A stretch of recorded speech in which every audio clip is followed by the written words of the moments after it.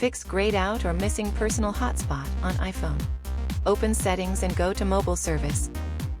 Select Mobile Data Network. Scroll down to Personal Hotspot and enter your Internet Service Provider APN. You can find your provider APN by searching it on Google.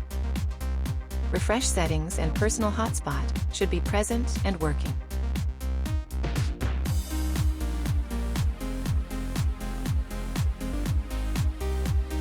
Thanks for watching. If you found this helpful, hit like, subscribe, and comment below. Your support means a lot. See you in the next video.